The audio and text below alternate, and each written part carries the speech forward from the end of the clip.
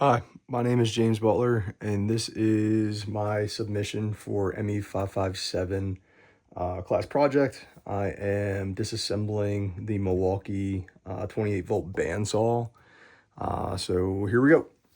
Step one is to turn the blade tensioner lever to the left. It moves this case half to loosen the blade. So while I did that, this whole case half shifts to the left, which in turn loosens the bandsaw blade, which we can pop right out of there. I did notice on the first time taking this apart that there was quite a bit of corrosion between this case half here and the body here, which did not allow the bandsaw tensioner to actually move. So I cleaned that up just to make it a little bit easier to take apart. So once we have the bandsaw blade out itself, we can throw that to the side over here. From there, we'll take off the bandsaw blade guard. That is going to be a T25. Yes. I'll be using power tools for the whole removal, disassembly, I should say, of this bandsaw. So this is two T25s. Take those apart. Grab this bandsaw blade guard. Put it to the side with the two screws. Alrighty, once we have the bandsaw guard off, we can go and remove the two pulleys. So the one on the right side here is the freewheel pulley. That is directly associated with the tensioner lever. So again, when I move this, you can see this whole case half move out and in. Out applies tension, in removes that tension, so you can remove the bandsaw blade. So we'll keep this to the left. The other side here, so this is freewheel pulley. This side is the drive pulley. So let's take apart the freewheel pulley first. See what size this is. Feels like a T30. It is.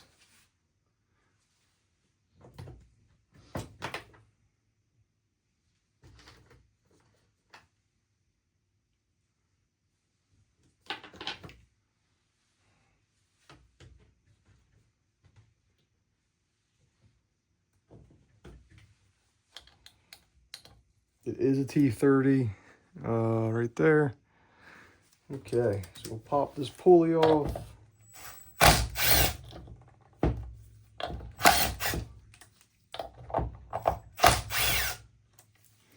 Three T30s.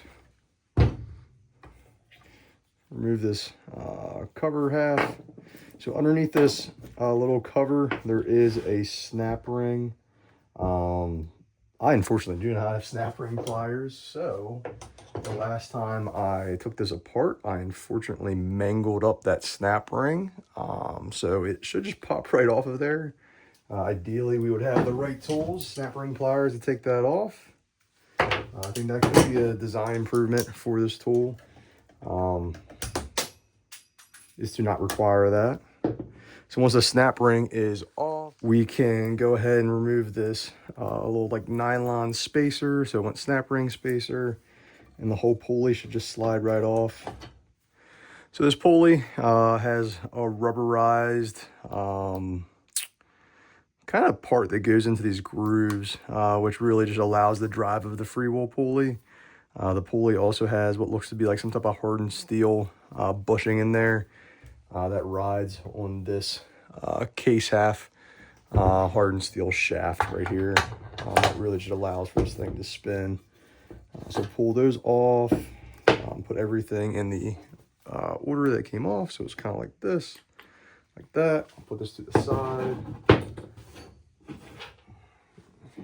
Alrighty, underneath there is another shim here.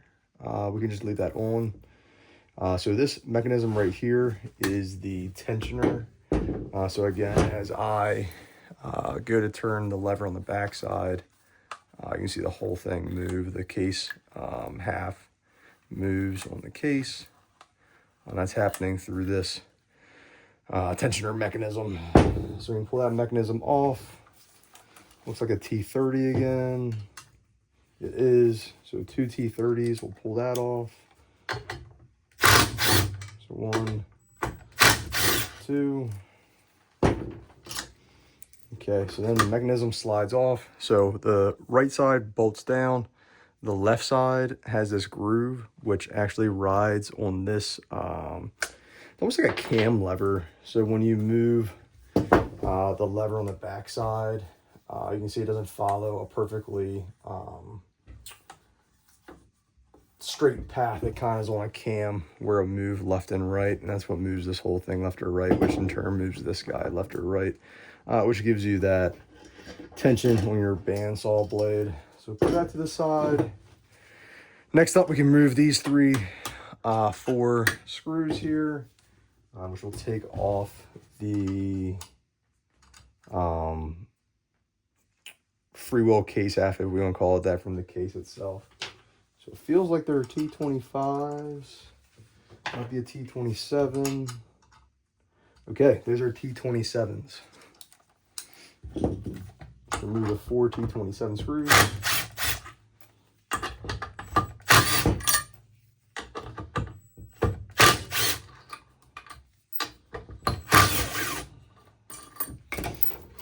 Okay, so something a little bit different here is that these are countersunk, and the plate itself is countersunk as well. What that allows is these to sit perfectly flush. They're also self-aligning. So we'll take those 4 screws, 2 brackets, set those to the side. Underneath this case, freewheel case, is 4 shims here. Pull those out. And there is a difference between sides. So this side's flat, this side is countersunk. And the purpose of these is such that when you tighten down these brackets here, you're actually hitting a hard stop. And what you're doing is you're allowing just enough gap or clearance between the union of all of these pieces, this case and there, to actually allow this to slide. Yeah, so we'll set those to the side, put those to the side. So now we're down to the case, so we can move on to the left side. So this is just the right side of the case for the freewheel. Okay, so something pretty cool here is the drive side is pretty much the same. It uses the same pulley, plastic cover, and screws. So I believe those were T30s. So let me get the T30 out.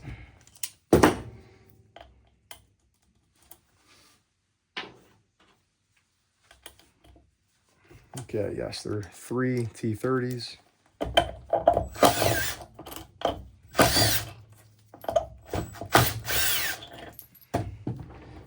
Remove that plastic cover there. The screws in. Okay, same ordeal. There is a snap ring here. Like I said on the previous one, last time I took this apart, I mangled it up pretty good. So ideally you would use snap ring pliers, put in there, spread it out, pull it out. I don't have snap ring pliers right now, so I'll be using a screwdriver and I'll remove that snap ring. Alrighty, remove the snap ring there in a less than ideal way. So we have the snap ring. We have this nylon shim here. Pull those guys off. And then the pulley can slide right off just like the previous one. So this pulley is identical to the freewheel pulley over here.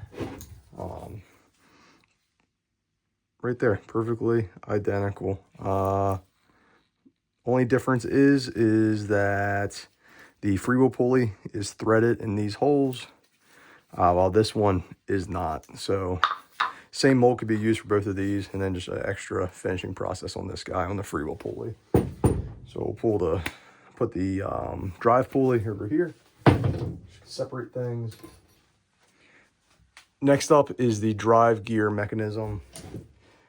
This just slides right off. So there's a chain that wraps around the drive. I believe this would be the pinion here. So the drive pinion, the chain goes around there and then goes to this drive gear. The drive gear sits on top of the kind of like the freewheel shaft, if you want to call it that. And then this drive gear is actually what connects to this pulley. It's grooved 1, 2, 3 to the 1, 2, 3, and goes on there like that. And that's actually what the screws are interacting with. We put those screws in on the drive side. So it's interacting with this gear, which again has the chain, goes around it, and then goes to this drive pinion to the motor. So put those to the side, grab these guys, put the pulley. Alrighty, from here, we can leave all of this in one. So we can see that there's 3 pieces here. There's a right side case half, there's like the motor body, and we can call this the drive case half, motor body, and the freewheel case half, we'll call it that. So next thing I want to do is remove the plastic body itself. So everything in red is a clamshell. There's quite a bit of screws here. So we'll just start taking them apart, starting with these kind of deeper screws. Let's see what size they are. They are smaller than a T25. Okay, so all the case half screws are T20s. So we start removing those.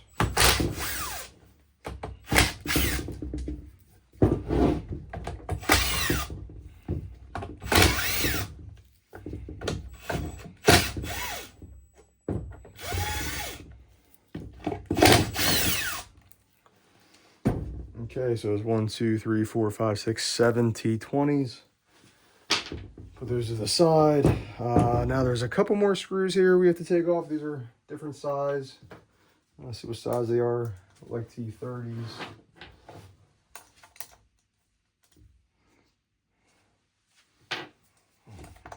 They are T30s. So we'll take out these 2 T30s down here.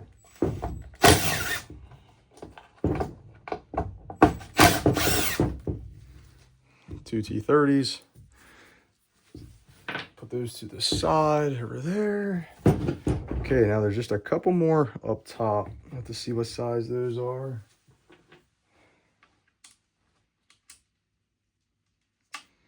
Okay, those are T27s. So there's 3 different size of screws to pull this case half off. I'm sorry, plastic body housing off. So it's kind of less than ideal. So 1, 2, 3,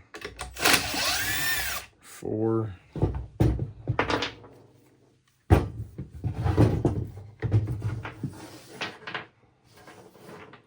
Alrighty, so the plastic body is falling away now. Realizing I missed 2 of these T20 screws. Let me remove those. Down here in the bottom.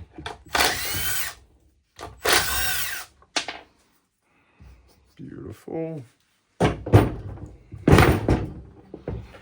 Alrighty, so that would make 1, 2, 3, 4, 5, 6, 7, 8, 9 T20s holding the body together. This plastic half will pull off. Look at the back side, clearly injection molded with an over molding. It's falling apart. This thing's been used quite a bit. There are some alignment features. So 1, 2, 3. I mean, it's all around. It's different alignment features. I did notice on assembly, it is a pain to put this back together since the alignment features are not maybe the best. So there is wire routing in here for the trigger assembly. It makes it pretty nice, keeps it in place.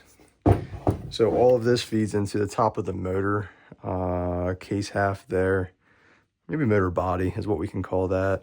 Right here is where the battery engages. So on the back side, the battery would slide down into here. On the internal side, you can see the wires, positive and ground, red and black, go either to the motor or to the trigger. It is a variable trigger, and then that feeds it back to the motor with these larger wires. So let's take apart these case halves, see what it looks like inside.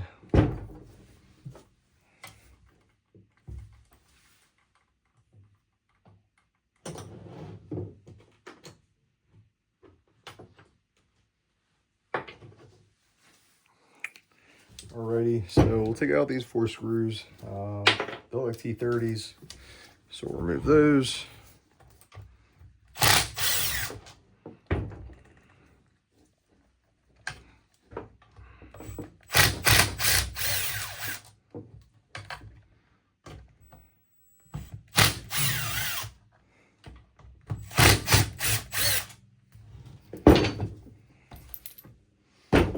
Okay, so 1, 2, 3, 4 screws. Take those out. You can see everything's kind of separating now.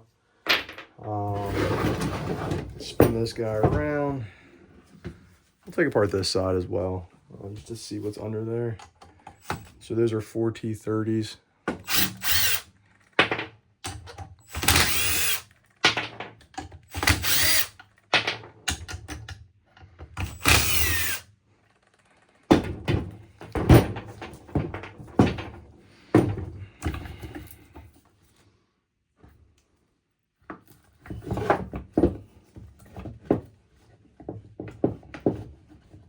Okay, looks like it rocks apart kind of like that. So we're getting bound up here a little bit. I have a funny feeling it might be the motor brushes that are under these caps. So let me take these screws, put these to the side. These will go over here. These are the Americans halves. So I need a flathead there. See if we can pop out this motor brush. So we'll pull this cap off. Pop the brush out. They go in one way. The radius of curvature here goes with the shaft, kind of like this. It does not go perpendicular. It goes with the shaft. Okay, so pull that off to the side. Same with the bottom half here.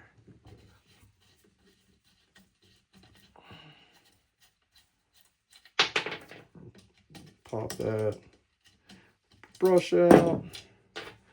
Put it with the other side. Okay. So since the right side's fighting me, I'm just gonna pull it off. It looks like a greasy mess.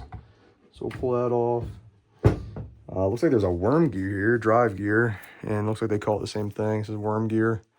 So the worm gear goes in here and drives this gear that's down in there. I'm not sure if you can see that or not, which in turn drives this.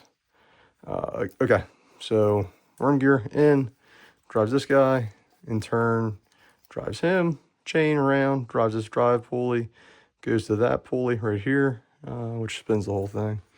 So put this to the side, goes over here. This is a greasy mess. So we'll see if we can't shift that out. Okay, so there's the motor. What was happening was the brushes were getting caught up. Again, the brushes ride around the back of that motor like there. So it looks like the motor, kind of hard to see here with all this grease, but there is a gear right here that the motor directly drives. From there, it drives this big, larger gear here, and drives that worm gear. Can't wipe some of this grease off my hand. Alrighty, now the last part I like to look at is to see how this case half comes apart. Looks like something's holding me up. So I'm gonna go wipe some of this grease off and we'll get back into it. Alrighty, clean hands, let's get back to it. So it looks like what's hanging me up here is where the brushes go in. These like bushings move inwards and outwards. It's hard to see when you look through here. But you have to move this, like this part right here. You can probably see it pushing up and down. You have to move those out from the internal case half. This whole thing slides apart like such. So the wires are still wrapped in there. This is the portion where I'm just going to leave it. I'm going to call this the disassembly of this, just since there are so many major parts here. So what I learned through this process here is on the first original disassembly, what was really hanging me up was there's a lot of oxidation. You can still see it. I tried to clean some of it up. There's a lot of oxidation on the, oh, here you go. You can really see it there where the paint's flaking away. This is on the tensioner case half. So if I was to spin this whole thing over here, this tension case half was what was here, which slides left and right, which allows for the bandsaw blade to be have more tension applied or less, so you can pull it off or tighten it up and actually use the tool. So what I was noticing is when I was turning the adjustment lever to try to pull the blade off, this was hung up, it was seized. That's definitely due to all this corrosion. So I definitely think there's some good redesign abilities here. There's some good part consolidation, which we'll talk through in my project report. But anyways, here we go. This is the full disassembly to all the major components.